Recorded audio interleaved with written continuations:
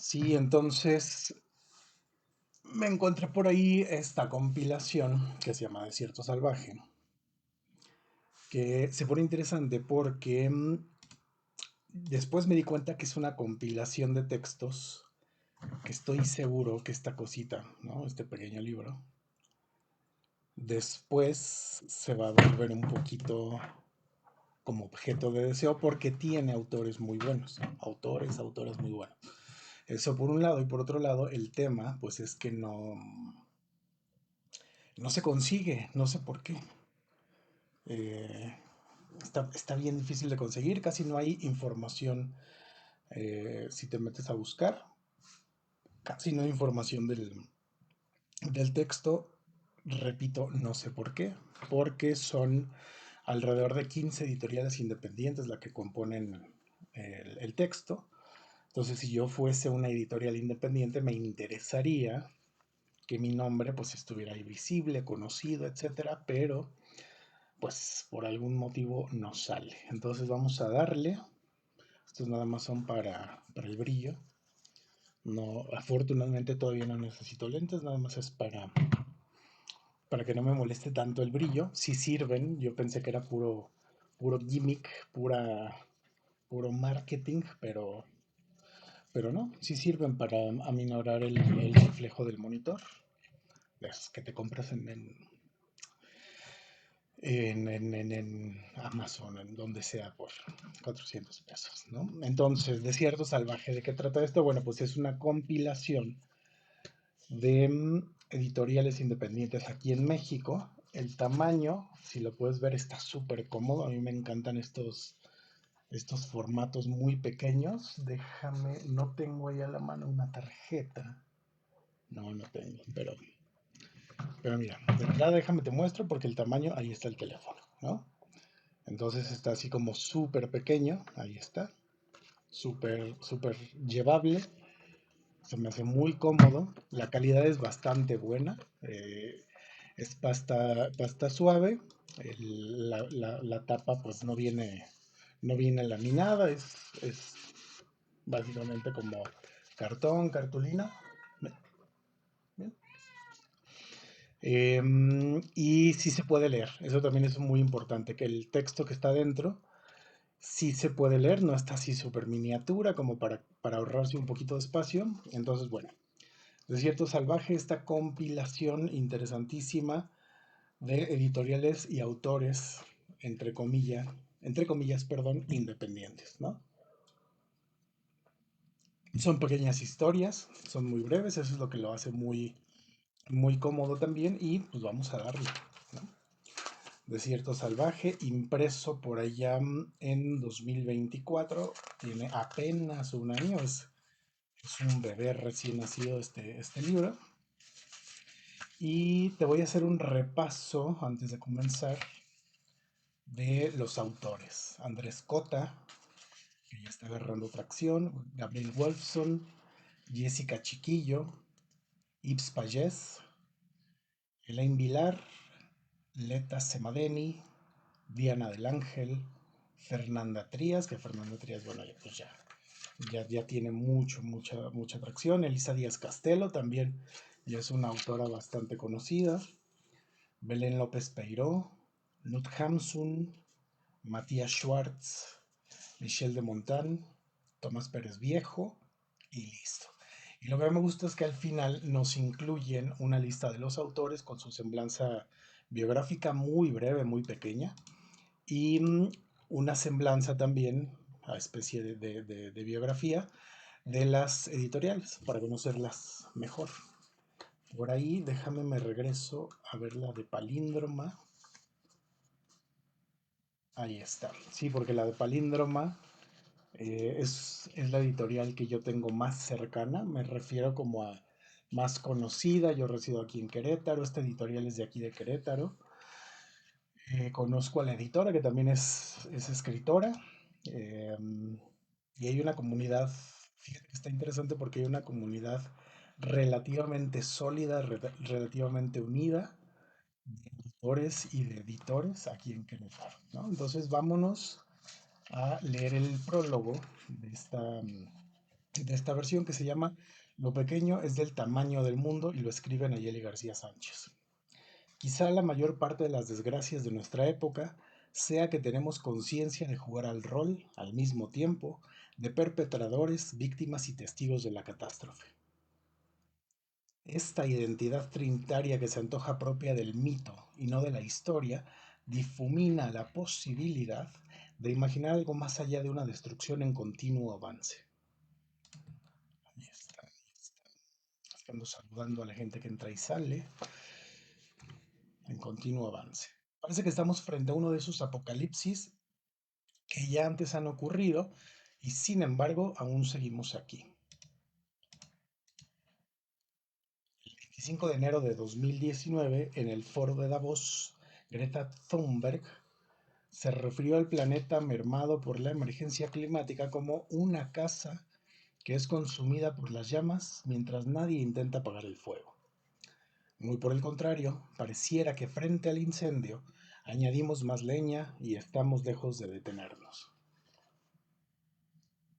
¿Qué podemos hacer frente a este desastre? Y aquí es una pregunta que nos hace Nayeli a todos los que la estamos leyendo. ¿Qué podemos hacer frente a este desastre? En Un mago de Terramar, Úrsula K. Le Guin propone que si logramos tocar, aunque sea con un roce, el nombre verdadero de las sombras, adquirimos el poder de controlarlas y yo decido creerle. Traigo a colación a la bruja mayor de la literatura de ciencia ficción para invocar también su confianza en lo pequeño. Goethe, el joven protagonista de su saga más famosa, demuestra una y otra vez sus extraordinarias capacidades de lucha y de memoria, características que lo anuncian desde el comienzo del relato como un posible elegido que salvará al mundo de la oscuridad. Traigo a colación esta historia porque la antología que el lector tiene entre sus manos, o sea, tú y yo, ahora es parte de esa misma premisa.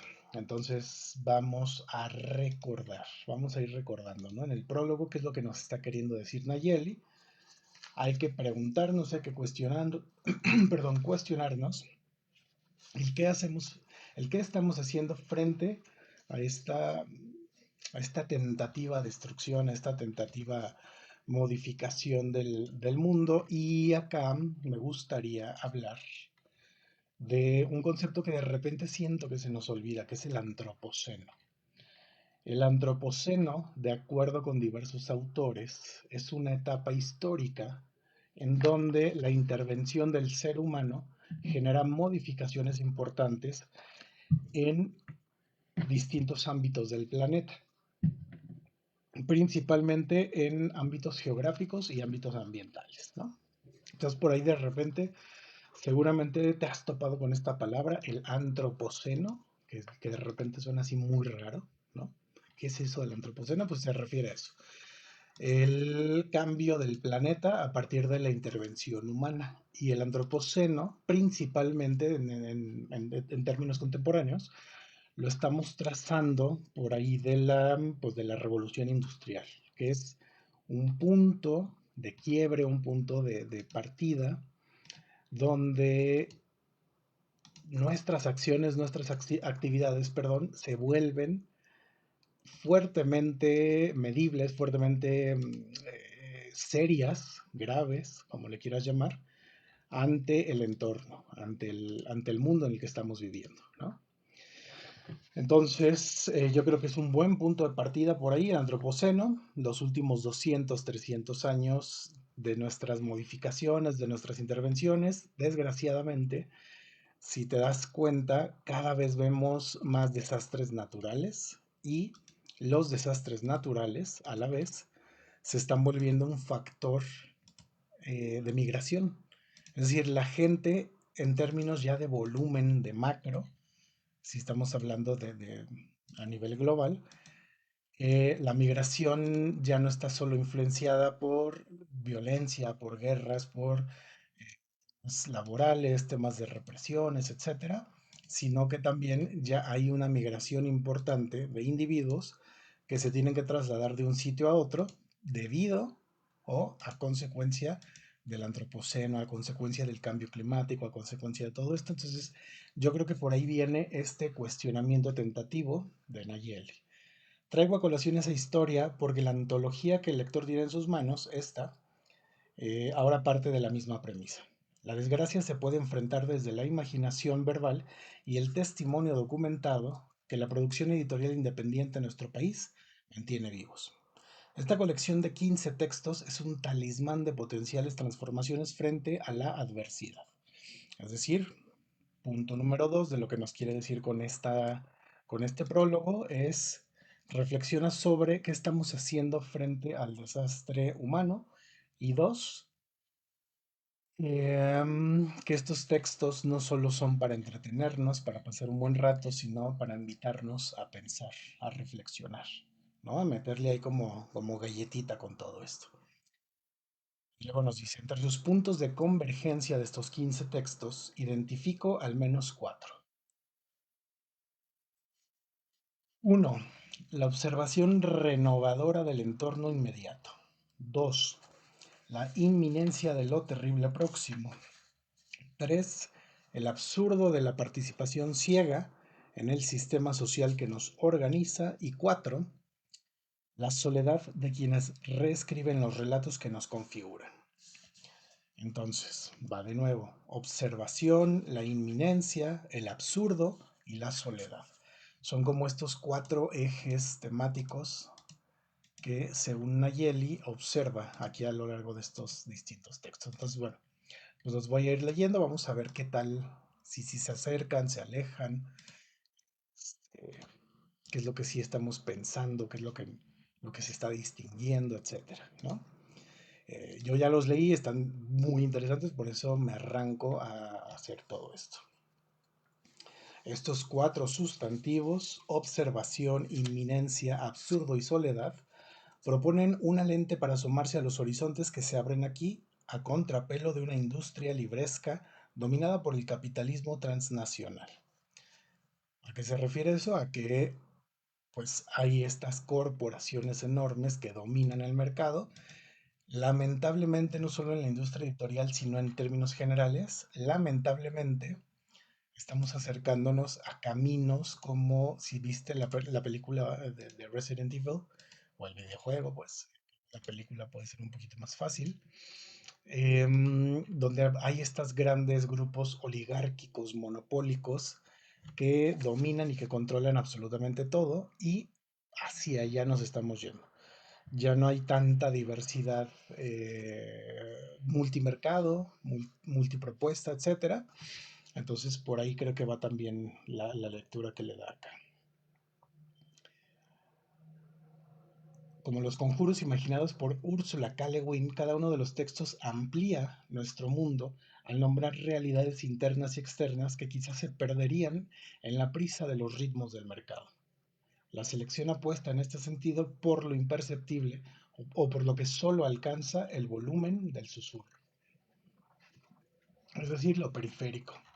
Si yo quiero irme a publicar, irme a escribir, irme a que Penguin Random House aquí en México me agarre mis textos, pues me van a mandar a la fregada. Entonces estos son textos independientes, textos periféricos que andan por ahí navegando esas orillas, ¿no? Los espacios para la palabra pequeña, aquella de los animales, los niños o los condenados, son territorios sembrados de futuro, pero son también una pausa para entender nuestro presente desde una perspectiva de otro modo, robada por la angustia que genera la desgracia. Eso quiere decir que es posible retrasar la destrucción del mundo, al menos por unas horas. Me gusta eso. Es posible retrasar la destrucción del mundo, al menos por unas horas. ¿Y no es indio? Pregunta. Durante la lectura de estos pasajes, las plantas reverdecerán, los mares volverán a su temperatura armónica y la muerte se detendrá. Quienes deseen alargar esta especie de tregua pueden buscar el origen de los textos consignado, sí, consignado junto al inicio de cada fragmento. He ahí la otra promesa de amplitud. Imagino conversaciones cruzadas entre los personajes de esta reunión de escrituras. ¿Qué le diría la señorita Jean Tatlock? Sí. ¿Qué le diría la señorita Jean Tatlock? ¿Qué juegos se inventaría la niña de la selva roja con la niña que halló la navaja abandonada? ¿Cómo pintaría Leonardo Izaguirre el exorcismo narrado por Montán? Incluso imagino conversaciones más allá de las páginas, lo que un lector podría decirle a otro, o las ganas de escribir que surjan de esta lectura. El despertar de intereses nuevos en más editores, traductores, reseñistas, libreros. Tal vez el resultado más potente de esta antología sea la incertidumbre del porvenir, que siempre será preferible a la desesperanza. Al principio de este prólogo mencioné que el fin del mundo ya ha ocurrido antes y ocurrirá de nuevo.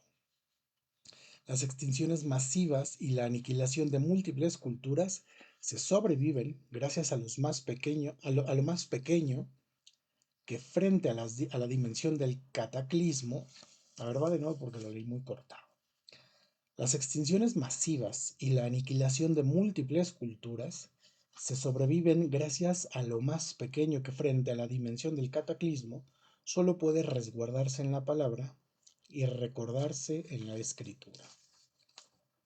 Muy bien, entonces nos arrancamos con el texto, con un fragmento, no fragmento, el texto completo de La devastación del pez león de Andrés Cota Iriart. Dice así. Mira, déjame prender la luz porque ahí está.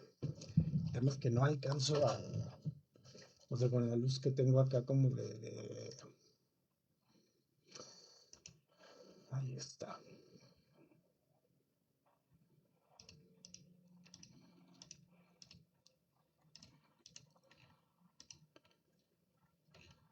Tiritsi. La devastación del pez león de Andrés Cota Iriart. Recuerdo con claridad la primera vez que fui embrujado por un pez león. Visitaba un acuario el día de mi cumpleaños número 9 y desde que mis ojos descubrieron ese contorno arlequín con abanicos en lugar de aletas, me quedé pasmado. Se trataba de un ser marino como ningún otro que yo hubiera visto. Decenas de proyecciones radiales y espinosas se disparaban en torno a un cuerpo como de porcelana. Una especie de puercoespín acuático majestuoso e imponente. Tan distinto a los de su clase que más que aletas, parecía que tuviera plumas. Sin embargo, lo más hipnótico de aquel sorprendente ser no era el delicado patrón negro y blanco que lo recubría, sino su forma de permanecer completamente estático sobre la columna de agua, suspendido, ingrávido. Tal era su quietud que bien podría haberse tratado de una completa alucinación. Después mi intención cambió por un momento y se centró en la placa de metal que enmarcaba el cristal. Al leerla, comprobé con emoción que la fascinante bestia también era venenosa. Muchos años después volví a caer presa de aquella emblemática criatura, pero en esta ocasión, dentro de su medio silvestre, me encontraba al sur de Cozumel buceando en un barranco oceánico, cuando se me presentó la visión. Aproximadamente a 20 metros de profundidad me encontré de frente con dos grandes peces león flotando inmóviles encima de un montículo de corales morados y amarillos. Su actitud era como la de un sultán sobre un trono. Recorrían la superficie rugosa del arrecife con la mirada, vigilando recelosamente el terreno. Daba la sensación de que el área les pertenecía, que este era su reino. Y no sé por qué nos pone como puntitos, como si faltara o como si fuera una cita del mismo, pero ya después no nos dice más, ¿no? Fue en este instante que el guía se aproximó ágilmente por mi lado derecho y con destreza notable atravesó a uno de ellos con un arpón. El movimiento fulminante duró apenas unos segundos. Una estocada limpia y certera que traspasó al animal de lado a lado. Mi ensoñación se desvaneció de golpe. No tuve tiempo de comprender claramente lo que estaba sucediendo. ¿Era posible que en efecto el guía hubiera matado a uno de los peces? Así, frente a mí. ¿No se suponía que justo debería de ser al revés? que la labor del buzo era proteger a la fauna y no al contrario. El siguiente pinchazo me sacó completamente de dudas. El guía acababa de finiquitar al otro pez. Luego, los ensartó con precaución en el fierro y se los llevó a la superficie. Mira, voy a hacer aquí una pausa, aprovechando que las visitas están relativamente intermitentes, para agregar, quiero agregar también de este lado, para agregar, mira, ahí está, Jorge Machin, no sé cómo se pronuncia, pero me gusta cómo suena, Machan, no sé, ahí está.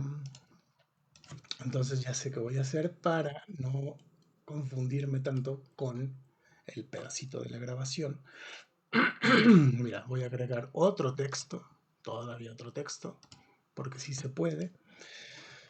Lo que me cae bien gordo del TikTok Live es que no me deja usar acentos. La devastación del pez león, Andrés Cota Iriart. Entonces, ¿qué es lo que hago?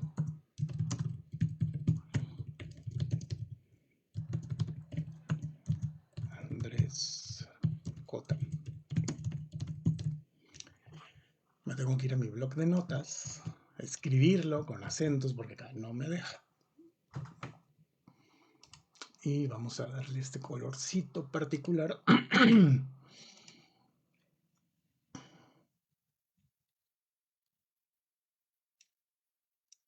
Ahí está, ya lo puso. Me agrada, me agrada. Ahí está.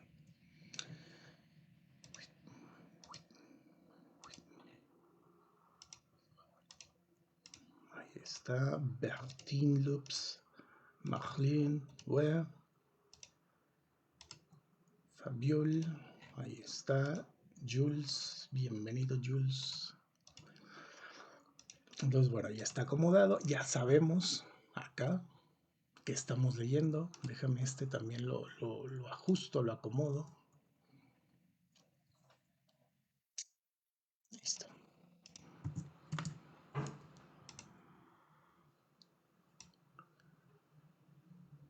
Ándale. Bueno, ahí queda un poquito mejor, creo. De regreso en la lancha no pude esconder mi desconcierto. Algo molesto, le pregunté al guía de qué se había tratado todo eso.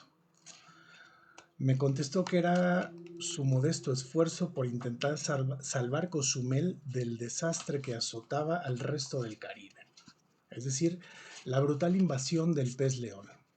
No lo sabía entonces, pero el felino escamoso es el culpable de una de las peores debates ecológicas de las que se tienen registro. Los peces león son carnívoros generalistas, es decir, se alimentan de una gran cantidad de peces pequeños, crías de peces grandes, pulpos, calamares, caballitos de mar, langostas, camarones y otros crustáceos. Análisis estomacales han revelado que consumen más de 70 especies distintas, o sea, le entran, son como los puercos del mar, ¿no? Le entran a todo. Le hubieran puesto pez puerco mejor, ¿no? Para no complicarlos. Son depredadores voraces y poco selectivos. Se comportan como una especie de aspiradora viviente que succiona la biodiversidad marina a mansalva. Todo organismo que se ajuste al tamaño de su boca será una merienda. Se ha comprobado que un solo ejemplar de pez león puede llegar a consumir hasta 20 presas en media hora. Y se calcula que en tan solo 5 semanas este individuo tiene la capacidad de acabar con todos los peces juveniles de la cabeza de coral donde habita y hasta con el 90% de la fauna local. O sea, sí es un destructor, un depredador. Tal es su efecto sobre los ambientes arrecifales. Otra vez. Tal es su efecto sobre los ambientes arrecifales caribeños y el Atlántico cálido templado, que ya se considera la peor amenaza del siglo XXI para dichos ecosistemas. O sea, sí está complicado el tema con el pez león. Existen distintas teorías sobre cómo se inició la catástrofe. La más fundamentada estipula que fue en 1992 cuando los invasores tocaron por primera vez aguas americanas continentales, posiblemente por el huracán Andrew, que azotó la costa sureste de Estados Unidos, destrozó los tanques de algunos acuarios, provocando que ciertos ejemplares consiguieran llegar hasta la bahía. Está interesantísimo eso. También podría ser que unos cuantos individuos fueran liberados de manera voluntaria por personas irresponsables que los mantenían como mascotas y que decidieron estúpidamente devolverlos al mar. Cosa que también me suena extremadamente posible, plausible, factible. Lo que es seguro es que alrededor de mediados de los 90, los primeros individuos de pez león comenzaron a asentarse sobre toda la costa de Florida. Posteriormente emigraron a las Antillas y de ahí al total del Caribe. En México se ha registrado su presencia en toda la Ribera Maya. No obstante, aún no penetran en el Golfo por completo, por lo que todavía se podría albergar la esperanza de frenar, al menos un poco, su rotundo avance. Seguramente habrá un par de ecologistas radicales del tipo que engruesan las filas del Sea Shepherd. El Sea Shepherd es este barco que está patrocinado por Greenpeace, que anda, bueno, son varios en realidad, o sea, el Sea Shepherd 1 y 2 y 3, bla, bla, bla, y son barcos que andan navegando por los distintos océanos, por los distintos mares, combatiendo la pesca furtiva, la pesca ilegal. Hay historias ahí medias divertidas, se pone bueno eso. Seguramente habrá un par de ecologistas radicales del tipo que engruesan las filas del Sea Shepherd, que se opongan terminantemente a la medida de cacería del pez león, argumentando que los animales pues no son culpables de esto, no tienen la culpa. Y de alguna manera podrían tener un poco de razón. Las especies introducidas no son directamente responsables de los actos que cometen, al menos no en principio. Después de todo, si no fuera por la estupidez humana, estos peces no estarían a miles de kilómetros de su casa, ocasionando una debacle zoológica. Pero menos culpables son todos los organismos que se ven afectados por la intromisión repentina de este depredador en ecosistemas de donde no es nativo.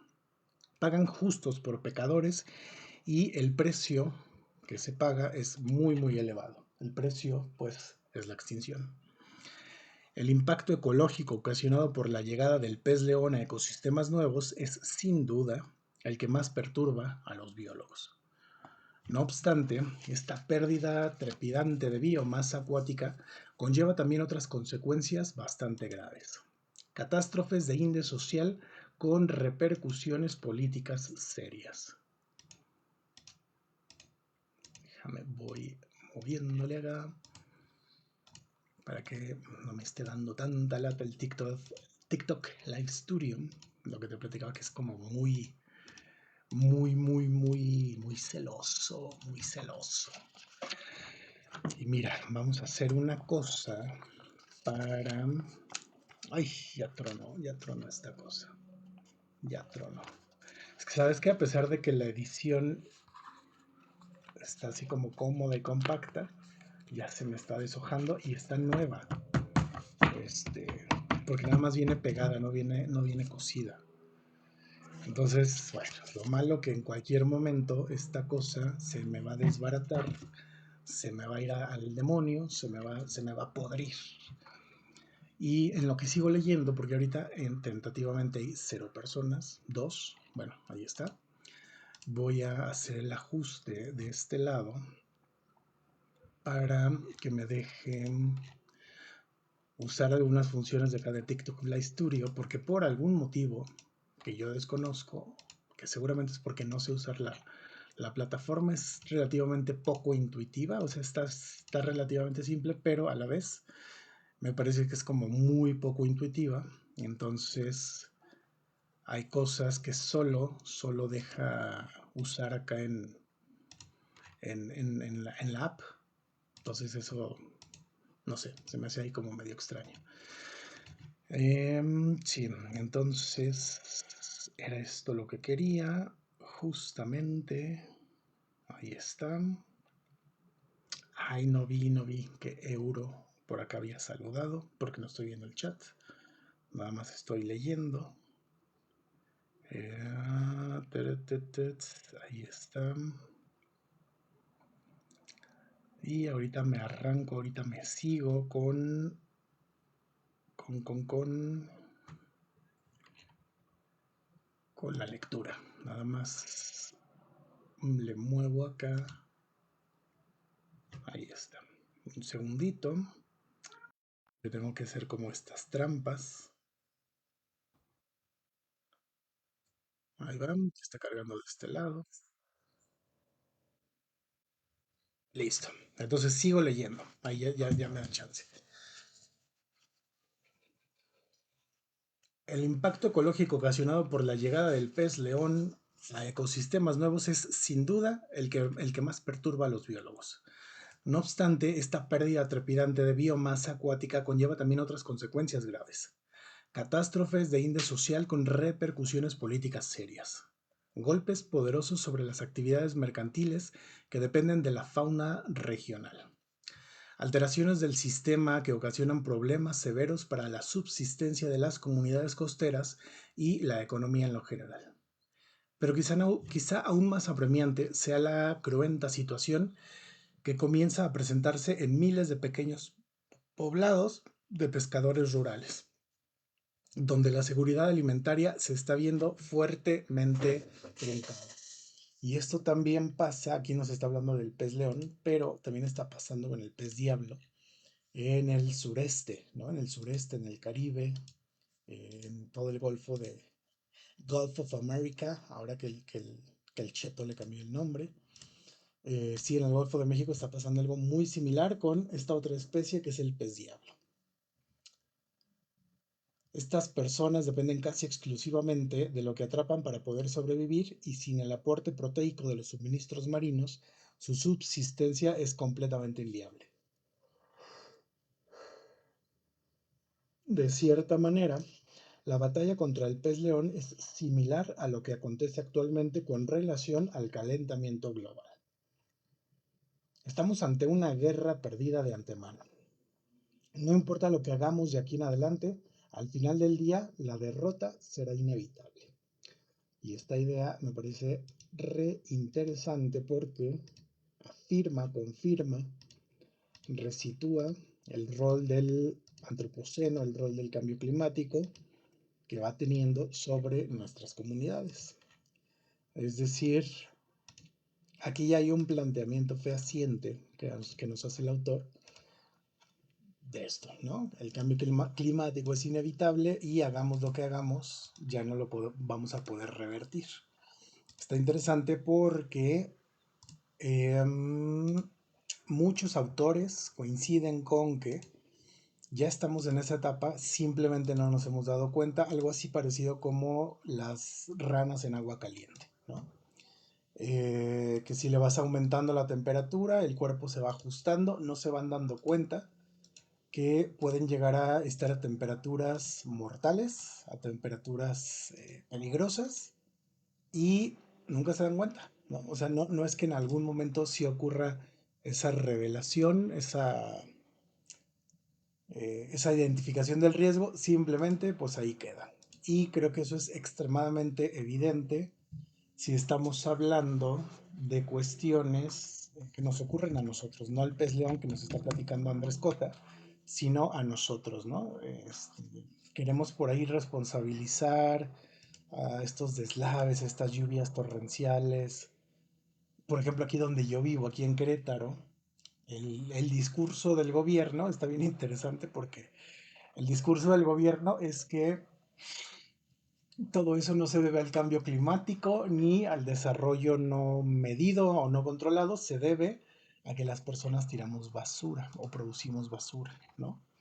Entonces ahí hay un acercamiento bien curioso. Ahorita hay todo un tema, todo un debate muy extraño sobre lo que está pasando justamente déjame le muevo aquí un poquito, ahí está, Sí, todo lo que está pasando aquí en la ciudad y las inmobiliarias no han sido, o sea, en el discurso no han sido tocados estas partes de decir, oye, pues sí, la verdad es que estamos creciendo y no estamos creciendo con un plan de ordenamiento territorial que ocasiona, eh, que tiene estas consecuencias, ¿no? En fin, sigo leyendo y ahorita regreso ahí como a ir haciendo estas observaciones. De cierta manera, la batalla contra el pez león es similar a lo que acontece actualmente con relación al calentamiento global. Estamos ante una guerra perdida de antemano. No importa lo que hagamos de aquí en adelante, al final del día la derrota será inevitable. La suerte ya está echada. Nuestros actos pasados conllevan consecuencias presentes y futuras de las que ya no será posible escapar. Es necesario confrontar el hecho de que el pez león nunca podrá ser erradicado por completo de las costas que ha invadido. ¿Y ahora por qué es tan difícil? Bueno, pues por su velocidad de reproducción y de adaptación al entorno. Es lo mismo que le pasa al pez diablo en el Golfo, al menos aquí en el Golfo de México, en otros lugares del Caribe, y se estima que llegó eh, también, perdón, que llegó debido a que fueron liberados de manera furtiva en ecosistemas que no le correspondían, que eso es muy común, ¿no? Muy, muy común. Y es mucho más difícil controlar, pues imagínate, ¿no? ¿Cómo controlas la reproducción en un espacio tan insondable como es el mar, el océano, en fin? Pero si aniquilar al invasor es una labor titánica que definitivamente ya no está al alcance de nuestras manos, entonces ¿qué podemos hacer para confrontar la situación? Una posible respuesta es poner al temible pez bajo la mira de un ente con capacidades de devastación bastante más poderosas, es decir, conseguirle un depredador. Una bestia cruenta y voraz que no se detenga ante nada. El más terrible de todos los depredadores que hayan caminado jamás sobre la faz de la tierra. Un organismo despiadado, sanguíneo e imposible de saciar. Estamos hablando, claro está, de la carne consciente, el mono parlante. El brutal, efectivo, dedicado y siempre hambriento Homo sapiens. Es decir, empezar a tragar pez león. Desde hace algunos años, en restaurantes alrededor de América, se está intentando colocar el pez león como un manjar novedoso. Esto también ocurrió con la langosta. La langosta antes era considerada un pescado, bueno, un crustáceo de desecho al que la gente no quería consumir. Era para los pescadores, y no fue hace mucho, hace 150 años más o menos, para los pescadores representaba simplemente una merma y los pescadores, digamos, de menor rango eran aquellos que terminaban comiendo langosta porque o la tiraban o se la comían. Y pues se fue posicionando, se fue colocando como este manjar, como esta delicatessen y funcionó. Dame un segundito, déjame, voy a ver si le puedo mover acá. Ay, no sé por qué me está marcando. Mira qué extraño. Qué cosa tan más extraña porque no me sale. Ahí está. A ver, un segundito. Ahí está. Ah, mira, sí me está dejando hacer de todo, pero por algún motivo. Esta parte de acá es la que me aparece media extraña. Ahí está. No, esto no nada que ver.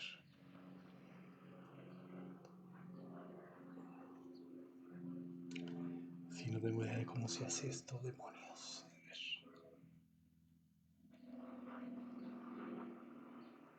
Bueno, ahí lo vamos a dejar, ¿no? O sea, esto y voy a seguir leyendo porque si no, no acabo. El único problema es que su pesca supone un reto. No suelen morder el anzuelo, por lo que es necesario cazarlos uno por uno con arpón o instrumentos afines, lo que ocasiona que por lo pronto, debido al costo-beneficio para muchos pescadores, no represente una actividad atractiva. Sin embargo, convertirlos en merienda habitual quizás sea la única manera de hacer frente a esa brutal invasión. Resulta imperante que los gobiernos locales atiendan esta cuestión, brindando fomentos para la pesca masiva del colonizador. En algunos lugares como Cozumel se ha instaurado el concurso anual de pesca de pez león y en centros de buceo de las Antillas los guías reciben una propina por cada uno que capturen.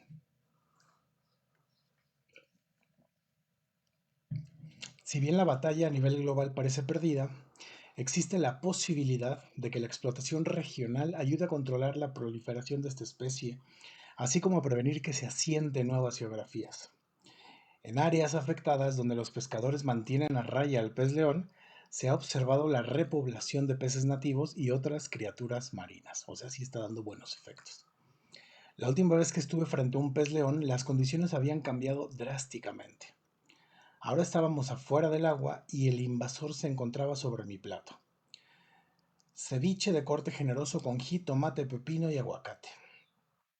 A decir verdad, se trata de uno de los peces con sabor más notable que he ingerido y el placer gastronómico se ve potenciado por la certidumbre de que con cada bocado se contribuye un poco a la recuperación de la naturaleza. Está interesante, se movió de un lugar a otro por completo la postura del autor, a eso me refiero, ¿no? Déjame le cambio acá porque ya cambiamos de... Voy a cambiar de texto más bien. A ver. No sé qué le estoy moviendo. Te digo que sigo sin...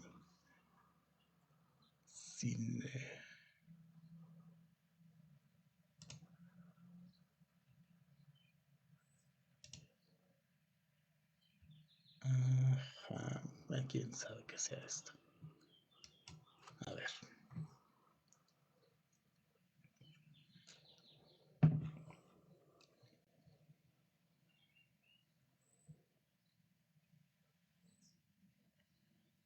Ay, no. ¿Quién sabe qué sea esta cosa? Bueno.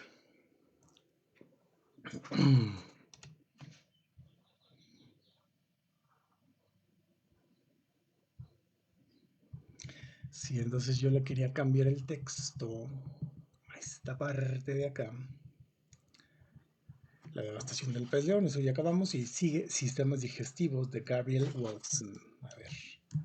Sistemas digestivos de Gabriel Wolfson. Wolfson, ahí está. Le voy a cambiar color. Ahí está, ya los que queda ahí no me importa. Que queda ahí medio choco. Sistemas digestivos de Gabriel Wolfson. Y Gabriel, vámonos a revisar rápido su biografía. A ver, ¿quién es esta persona? Es narrador, ensayista, crítico literario y profesor mexicano. Entre su obra se encuentran los libros Ballenas, Profesores, Ve y Pies y Lo que sea un nido, nadie lo racione. Es editor del sello Cabezaprusia. Está interesante ese nombre. Complicadón, pero interesante. Sistemas digestivos, Gabriel Wolfson. La primera señal fueron 3 duelas agujeradas pegadas a la pared. Ese otro dijo que él se hacía cargo. Buscó en el directorio, llamó a los fumigadores cuyo logo le pareció el más árido. Los fumigadores estudiaron el problema y dictaminaron la solución. Introducir pastillas de veneno en los respiraderos de toda la duela de la casa, sellar puertas y ventanas y de ese modo, conforme las pastillas se disolvieran y operara su efecto, crear una pequeña cámara de gas que acabaría con todo. Así exactamente lo dijeron los fumigadores. Una pequeña cámara de gas. Ni tan pequeña, pensó ese audaz y irresponsable otro, y luego pensó, con imponente obviedad, como pura reacción, la más fácil y previsible, en las tantas resonancias de esa frase. o más bien en su única y magna resonancia, una pequeña cámara de gas. Primero pensó en la insensatez de los fumigadores al emplear la frase y luego en la precisión y dureza de los fumigadores al emplearla, porque de ese modo, con esa frase, según fue pensando, le ponían en la cabeza y sin posibilidad de no ver o de no enterarse la definición más simple y clara de lo que estaba a punto de montar en su propia casa. Una pequeña cámara de gas, al menos, si no otra cosa, categóricamente desproporcionada frente a las tres duelas del rincón agujeradas. Toda una pequeña cámara de gas, aún sí pequeña, aunque bien visto no tan pequeña, para acabar con algo invisible que en todo caso se había trabajado solo tres duelas de un extremo del estudio, pero más bien para acabar con todo. Entonces comienza a pensarse de la inconveniencia de interpretar. Para referirnos a Termítidae, en este caso, pero lo mismo a abejas, hormigas, avispas, parece que no podemos más que emplear nuestros términos, enjaretarles nuestros términos, encajárselos en sus poco esclerotizados lomos, como manzanas que hallan en la corrosión de estos lomos tierra húmeda para dormitar y recomenzar la germinación. Una pequeña cámara de gas, el famoso baile de las abejas, la envidiable industriosidad de las hormigas, o ya desde antes, rey y reina, esos términos tan desesperados y suplicantes con los que anhelamos un orden conocido, es decir, cruel, alojado ahí dentro, sobre la superficie del interior de la Tierra, que nos explique lo que ahí ocurre y nos dé paz. Yo me encargo, dijo más o menos ese otro, más como para tranquilizarse él mismo al probar que sí podía hacerse cargo de algo así, y la mujer respiró y dijo que muy bien, aunque pensó, sin duda alguna pensó, que él no iba a poder hacerse cargo, que no fallaría a los fumigadores, que olvidaría hacer la llamada, que cualquier cosa se cruzaría en su panorama como una palomilla en el aire hipnotizado, en el aire hipnotizando a un gato, y lo alejaría del espacio de los acontecimientos. Cómodamente lo apartaría del campo de batalla.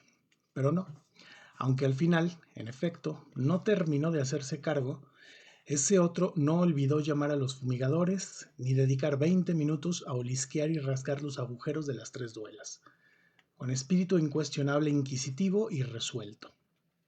Veámoslo. En pijama y con chancletas, decidido a consagrar los minutos necesarios a su exploración, tirado en el piso, tanteando primero los bordes de barniz que las termitas dejan intactos, según supo pronto, para asegurarse la oscuridad requerida, comprobando la fragilidad de esa cáscara de barniz, rompiéndola con una pluma y luego desprendiendo trozos como quien se retira triunfantes películas de epidermis muerta, y entonces por fin comprobado la oquedad, y entonces por fin comprobada la oquedad de la duela, los túneles, a veces rectos y lógicos en su fácil andar y a veces incomprensibles, más tarascadas necias que túneles, más banquete en las cimas de suavidad de la madera que caminos supuestamente industriosos. Pero atención, días o semanas después, derrotada la vanidad del hallazgo único que lo hermanó con don Nicolás Álvarez y con otros tantos maestros de ceremonias, ese otro volvió a pensar en la singularidad de las termitas de su duela. ¿Quién será ese otro? No sé si nos lo va a revelar o no, pero se pone interesante. Vamos a ir viendo si ese otro aparece. Déjame, le voy poniendo acá. Ahí está.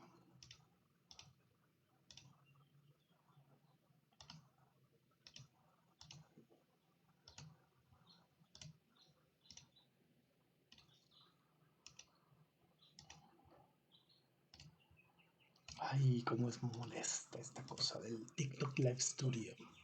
En fin, alguien va por un vaso de agua, vuelve, riega con él una macetita minúscula y se toma el resto. En lo que en realidad pensó, dice alguien, Para ser precisos, habría que decir que en lo que en realidad pensó fue en la singularidad de todas las termitas del mundo. Digamos, las obreras de Terminidae, dice alguien, se encargan de todo, excepto de la reproducción y la defensa de la colonia. Cuidan los huevos y a las termitas jóvenes o los transportan a lugares más seguros, alimentan y cuidan a la reina, buscan comida, excavan galerías y túneles, reparan daños al termitero. Eso dice el manual, bien, pero aún sin detenernos en esos términos, reinas, obreras, hemos de suponer que las termitas del así llamado estudio están dispuestas a ajustarse a su definición en un libro, a actuar conforme a lo que nos asegura su descripción y caracterización, su viñeta numerada y a escala para hacerla digna de nuestros ojos. Ay, ok. Este don Gabriel Wolfson, si te has dado cuenta, escribe muy complejo. Y yo me hago bolas porque escribe de manera, o sea, como muy lineal, ¿no? Casi no utiliza esos cambios de ritmo, comas, puntos, acentos y además de repente ahí nos pone como algunas complejidades gramaticales, pero está interesante como la forma en cómo escribe. Una primera réplica demasiado tambaleante, justo por ello la primera. ¿Y si la madera no tuviera barniz? En un lugar abandonado, con cientos de tablones amontonados, ¿acaso las termitas irían dándose cuenta, en cosa de no más de 3 generaciones, de que no necesitarían dejar una capa superficial en las maderas de sus emboscadas y de que en la noche podrían salir y entrar, practicar túneles verticales, levantar una galería nueva en la zona de más abigarrado amontonamiento de tablas y no por fuerza por debajo de las losetas craqueladas? Todo lo cual le hizo pensar, dice alguien deteniendo la vista en ese otro, que la razón para no comerse la capa de barniz podía ser distinta a la asegurada por los manuales. O bien a nadie le gusta el barniz, ni a ellas ni a nosotros, y por más activas las enzimas o protozoarios de nuestros sistemas digestivos, el barniz es una materia aún extraña para asimilar, o bien, mejor aún, las termitas saben, de alguna manera, pero claramente saben, que no es conveniente para ellas horadar el barniz. Idéntico motivo entonces, el que en este caso, o en esta casa más bien, comenzaron por las duelas de los rincones y no por las centrales y las más recorridas. Es decir, puro camuflaje, puro ganar tiempo, un tiempo que en el caso de los habitantes de la casa fue cosa de 2, de 4, de 8 días, antes de distinguir unos disonantes centímetros de duela, más pálidos o más secos, pero en cualquier caso distintos a como eran. Y que en el otro caso, en el de las termitas, no fueron ni horas ni días, 4 u 8, no se sabe qué fueron, salvo que el tiempo justo para que naciera otra generación completa, otra que, ¿cómo decirlo?, otra ciudad, otro mundo entero de termitas, para que las larvas adormiladas aceleraran su maduración. Algo así como miles de gotas de agua vertiginosa y fría en un desierto salvaje dentro de la Tierra. Listo, sistemas digestivos de Gabriel Wolfson. Y ahora voy a hacer como esta pequeña pausa porque sigue el libro de hallazgos de Jessica Chiquillo. Déjame le cambio acá porque este también me va a servir para cuando vea la grabación. Libro de hallazgos, ahí está.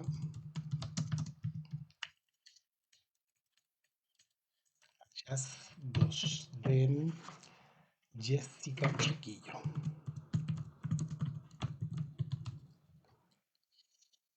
Está, entonces le tengo que ir cambiando.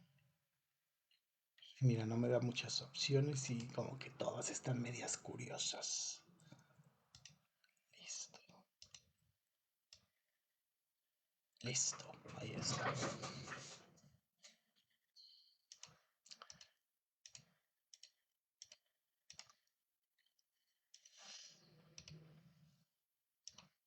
Ay, Dios santo.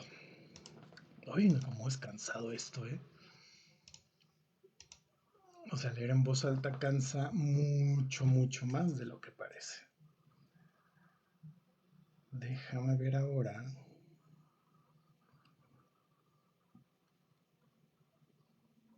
Porque no estoy muy seguro.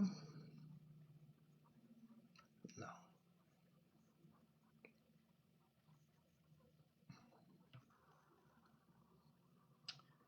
Sí, no sé cómo funciona esto. Ay, a ver. Sábado 2 de agosto.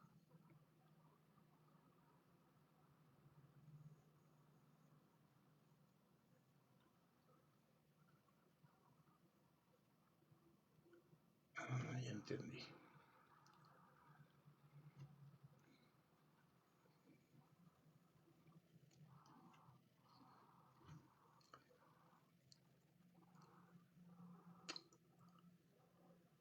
No, no, no, no, no. A ver.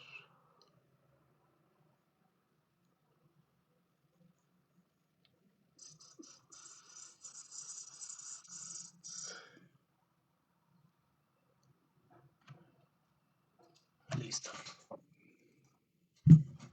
A ver. Y ahorita antes de empezar, voy a hacer un cambio. Así que, listo. A ver.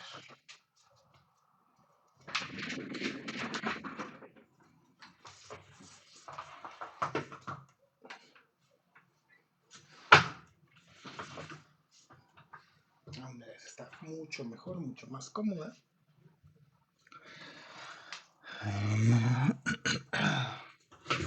O sea, está más incómoda para trabajar, pero más cómoda para leer, definitivamente. Ahí está, vamos a abrir acá. Listo.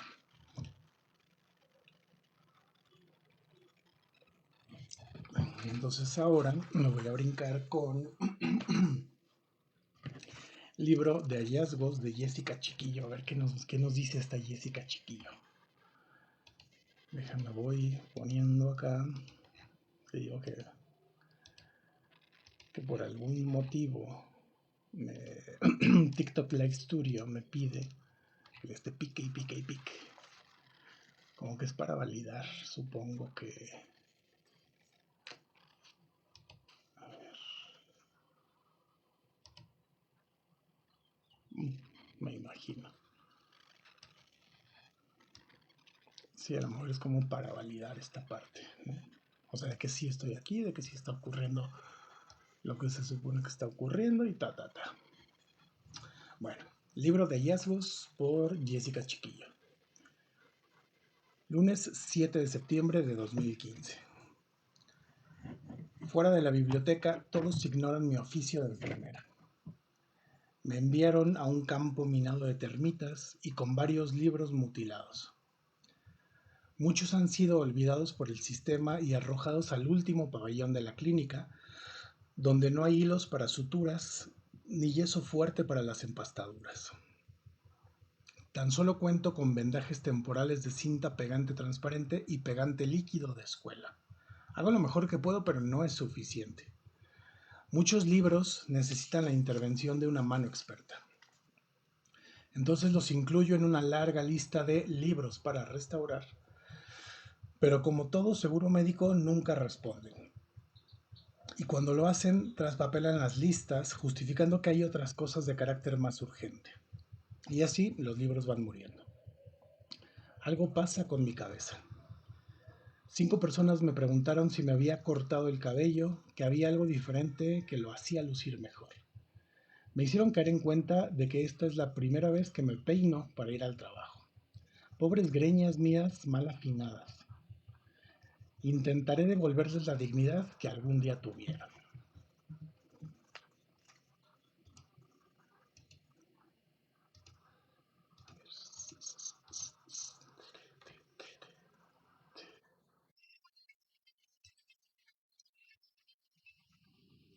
Mira, ¿por qué hace eso? Me cae re gordo que haga eso. A ver.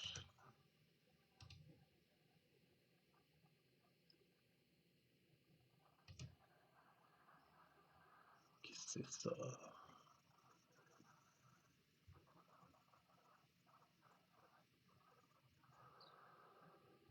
¿Quién sabe qué es eso? A ver.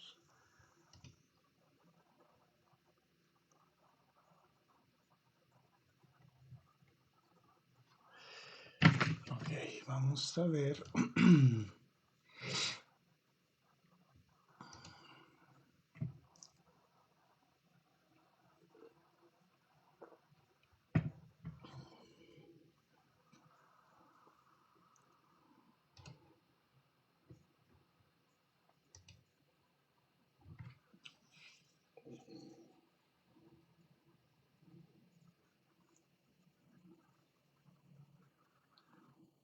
Tirititit. Listo.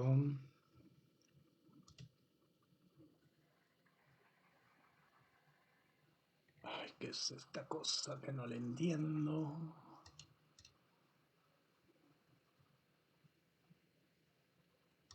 A ver. Bueno, ahí lo voy a dejar.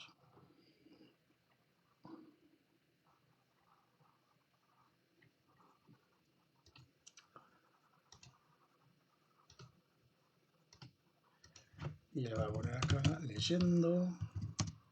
Libro de hallazgos.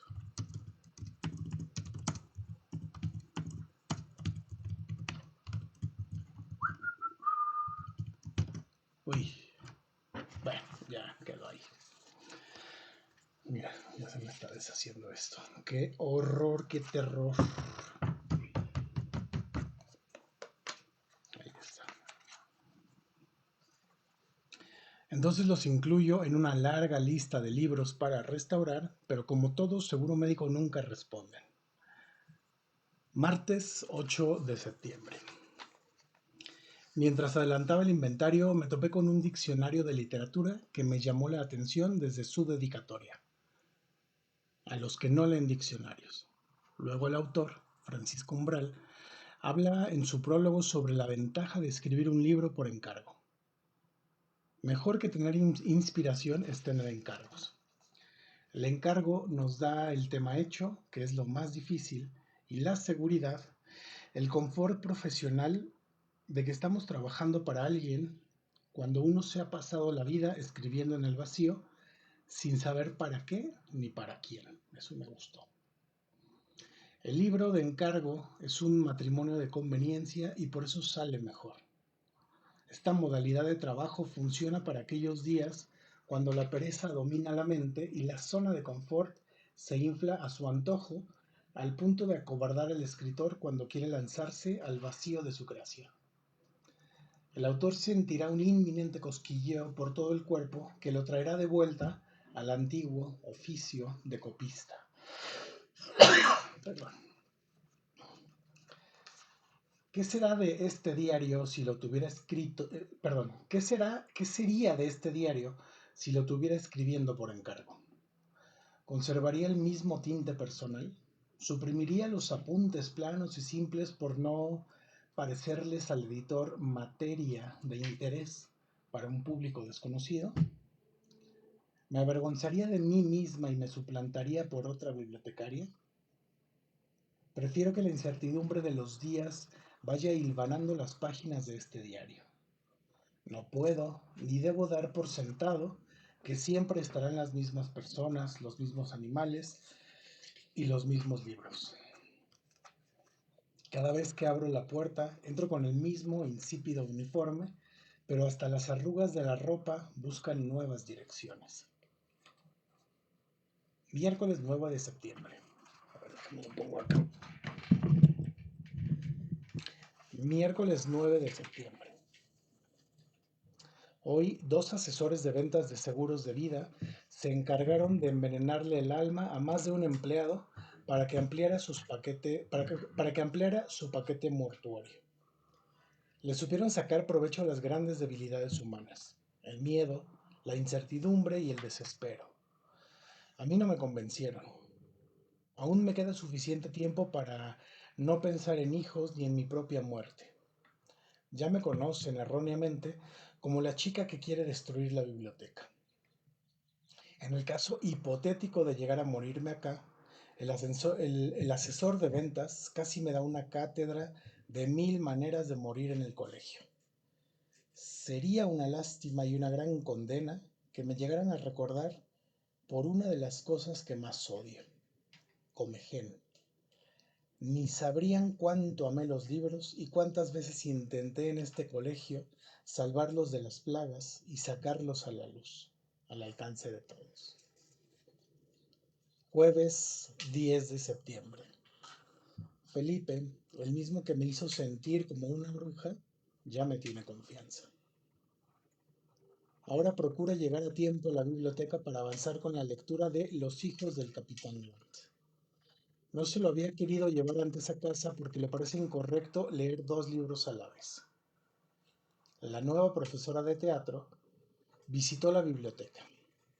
Cuando le mostré el libro Un actor se prepara, de Stanislavski, lanzó un grito que retumbó en el cielo raso. Allí donde reposan los murciélagos como ángeles negros, otra vez. Cuando le mostré el libro Un actor se prepara, de Stanislavski, lanzó un grito que retumbó en el cielo raso. En realidad fueron varios gritos y muy a pesar del escándalo, me alegró el hecho de que ese libro causara tal reacción en ella. Viernes 11 de septiembre. Este día básicamente se podría resumir en la palabra hipocresía. Como hoy acordaron reunión para los padres de familia de todos los estudiantes, tuve que exhibir en una mesa frente a la biblioteca varios libros que jamás recomendaría. Permanecí sonriente toda la tarde promocionándolos. También me peiné, me maquillé y me perfumé. Porque cuando me compran un libro, me compran a mí. Diría perdón. Porque cuando me compran un libro, me compran a mí. Diría el despreciable papá de Matilda. Vendí 5 libros. Martes 15 de septiembre. Hoy les leí a 2 estudiantes de primaria un libro ilustrado.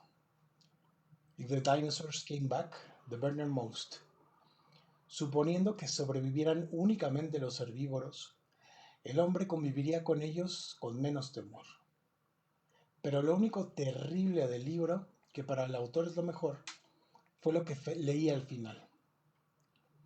But best of all, if the dinosaurs came back, they would have great pets for people who love dinosaurs.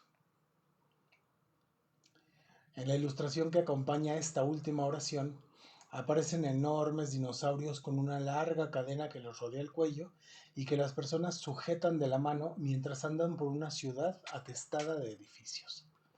Lamentablemente, la continuidad de esta especie en nuestro mundo significaría su esclavitud al servicio del hombre. Dinosaurio en griego significa lagarto terrible. El hombre, el afamado mono desnudo, es un mamífero aún más terrible. Miércoles 16 de septiembre. No hay persona más malvada y bruta que aquella que pegó los sobres de tarjetas de préstamo en la última página de varios libros, ocultando los esperados finales. ¡Ay! Ya me ando cayendo. Ocultando los esperados finales. Hoy salió a flote lo peor de mí. Afortunadamente, mis compañeros de trabajo son comprensivos y a veces, en el caso de las mujeres, me lanzan miradas maternales como queriéndome dar unas palmaditas en el hombro. Odio inventariar. Jueves 16 de septiembre. Le di 3 vueltas a la biblioteca mientras perseguía una libélula. Logré que saliera. ¿Quién sabe cuántas horas sobreviva allá afuera? Por fin siento que he avanzado inventariando los libros de literatura. Sección de Latinoamérica, aquí vamos. Hay libros buenísimos sobre historiografía literaria que ni siquiera los estudiantes y profesores aprovechan. Y a medida que los encuentro, va creciendo mi montaña de libros arrumados en un rincón de mi escritorio para mi provecho personal. pero entre más acumulo, menos leo.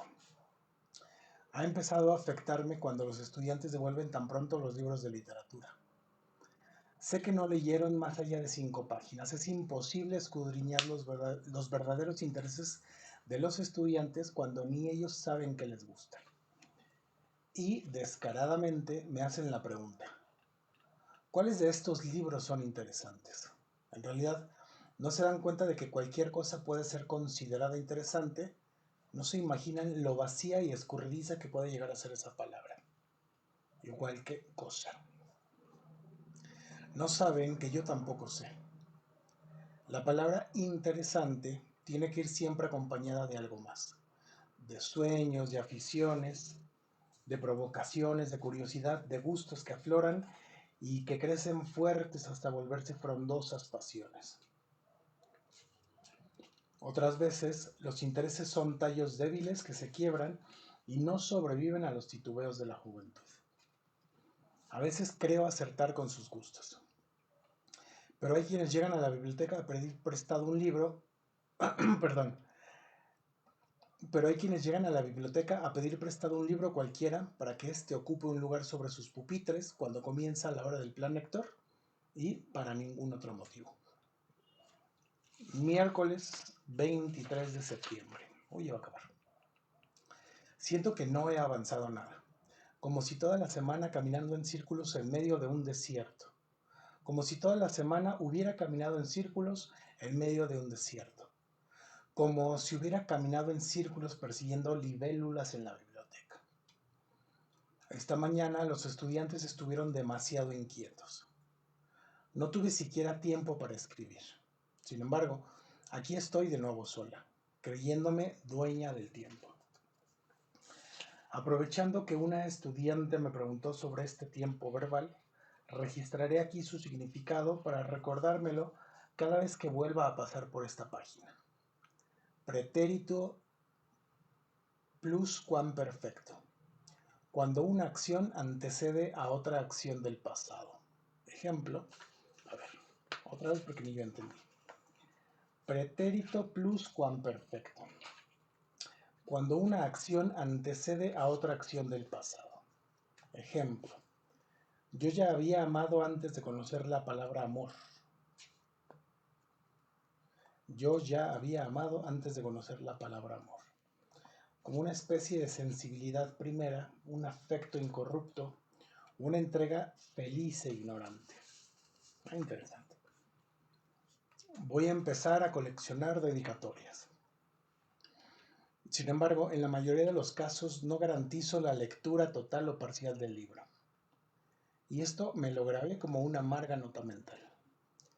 Dedicatoria de Ricardo Guiraldes en su novela Don Segundo Sombra. A los que no conozco y están en el alma de este libro. Al gaucho que llevo en mí sacramente, como la custodia lleva la hostia. Dedicatoria de Ernesto Sábato en su novela sobre héroes y tumbas. Dedico esta novela a la mujer que tenazmente me alentó en los momentos de descreimiento, que son los más. Sin ella, nunca habría tenido fuerzas para llevarla a cabo.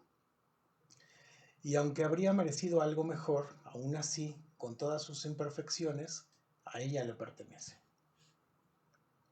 Jueves 24 de septiembre. Luego de haber escuchado la palabra contemporáneo, un estudiante de noveno me confesó no saber su significado. Me aterra saber que en menos de una década se hayan formado enormes brechas culturales e idiomáticas. Quisiera al menos tener la certeza de compartir una misma lengua. Me urge iniciar una campaña de promoción de lectura. Quiero que mis días de inventariar se vuelvan materia del olvido. Ay, a ver. Quiero que mis días de inventariar se vuelvan materia del olvido.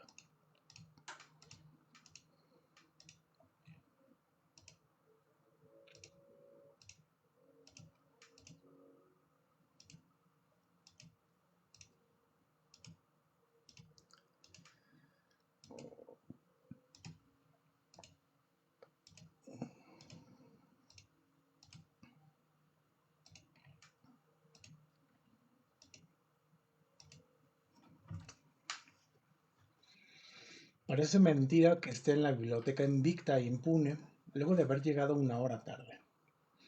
Me siento culpable por haberme vuelto esta semana un spam en la bandeja de entrada de mi jefe. Ahora que fui a la oficina de él, vi al cansancio mismo, arrellanado en su silla giratoria. Me dejó estupefacta. Otra nota mental para mí. Por favor, la siguiente semana intenta pasar desapercibida. No escribas más correos ni te asomes a oficinas de secretaria. Perdón, ni te asomes a las oficinas de la secretaría. Y si de lejos ves pasar a tu jefe, esfúmate y cambia de camino. Espero con ansias el nuevo comienzo de una semana. Interesante. A ver, déjame, voy a poner esto acá como separador.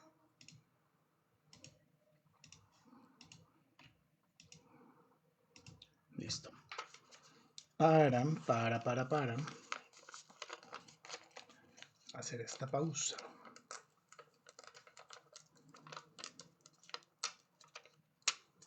Listo. Y bueno, este libro está siendo absolutamente distinto a lo que yo pensé que iba a ser. No le estoy agarrando todavía del todo el hilo conductor y no creo agarrárselo a estas alturas. Pero bueno, ahí está. Bueno. Después se puede poner más interesante, tal vez. Pero ahí tiene un estilo ahí muy particular de escribir que no sé, algo raro está pasando por ahí. Listo, déjame cierro acá. Mira.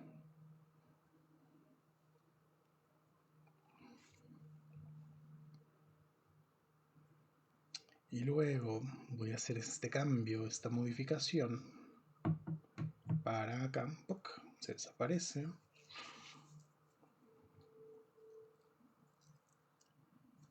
Perfecto. A ver. Vamos a ver si esta cosa funciona de esta manera.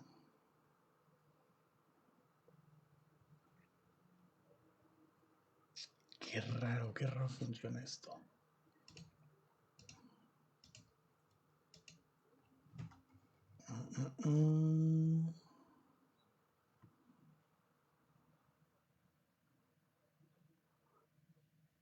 Ándale, ese sí es. A ver.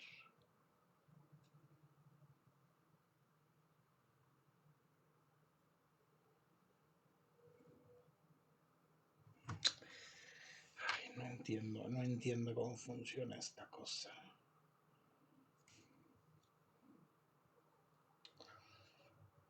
Y no sé si debería de saber cómo funciona, pero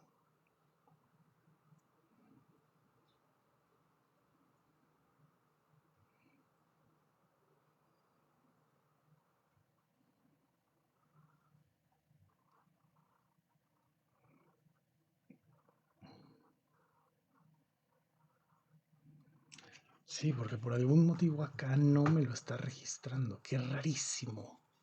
Qué cosa tan más extraña.